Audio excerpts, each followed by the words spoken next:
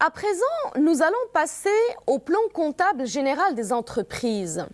Je vais essayer de vous montrer comment utiliser et lire le plan comptable.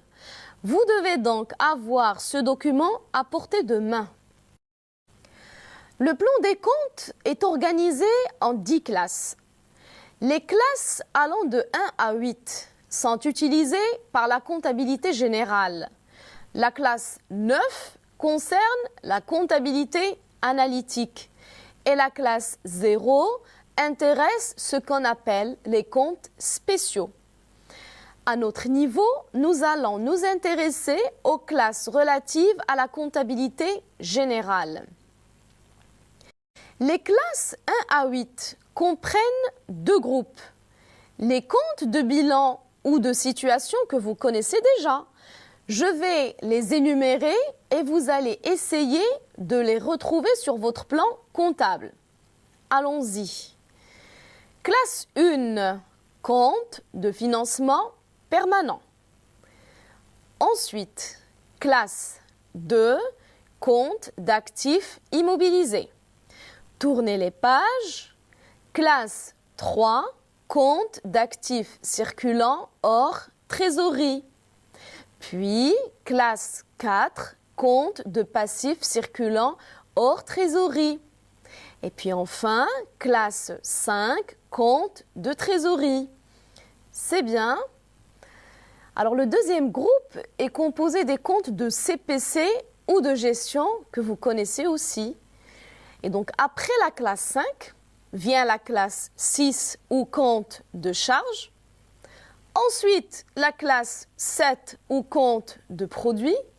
Et puis enfin, la classe 8 ou compte de résultats. Nous allons maintenant lire le plan comptable et je vous demande de l'ouvrir. La classe, appelée aussi masse, porte un numéro composé d'un seul chiffre. Exemple de classe, classe 2, compte d'actifs immobilisés. Allez à la classe 2. Chaque classe se subdivise en plusieurs rubriques portant des numéros à deux chiffres. Lisons quelques-unes des rubriques de la classe 2.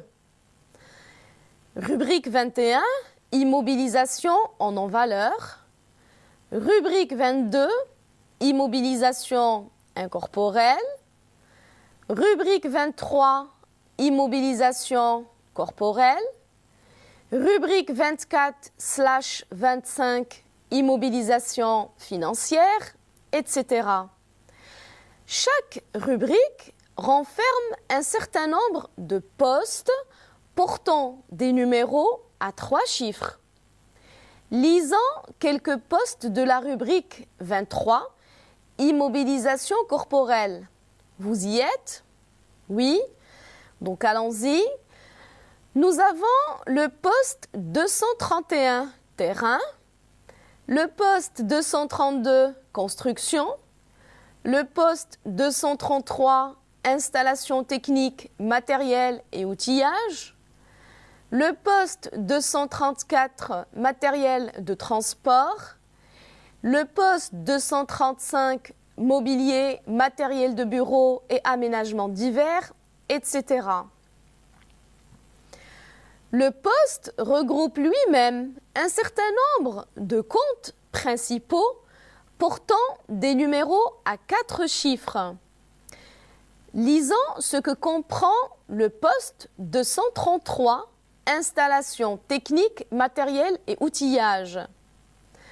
Nous avons le compte 2331, installation technique, le compte 2332, matériel et outillage, le compte 2333, emballage récupérable, identifiable, etc. Chaque compte principal peut renfermer autant de comptes divisionnaires à 5 chiffres qu'une entreprise souhaite créer pour la description complète de ses activités.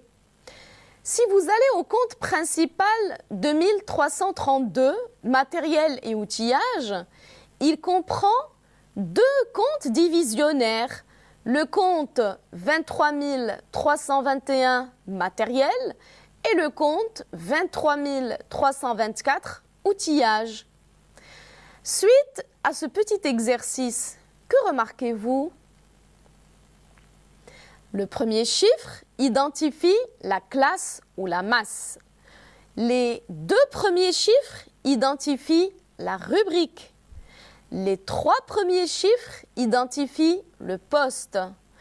Les quatre premiers chiffres identifient le compte principal et les cinq premiers le compte divisionnaire.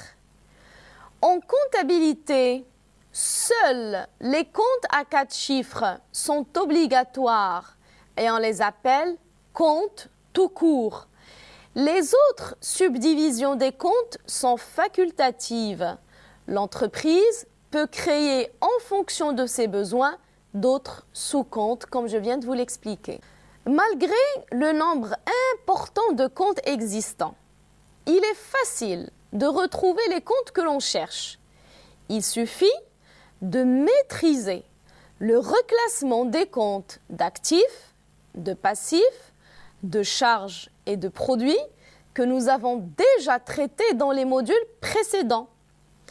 Il suffit également de connaître la logique de la codification du plan comptable telle que je viens de vous l'expliquer. Et en plus de tout ça, je vais vous donner quelques astuces afin de mieux se situer dans le plan comptable.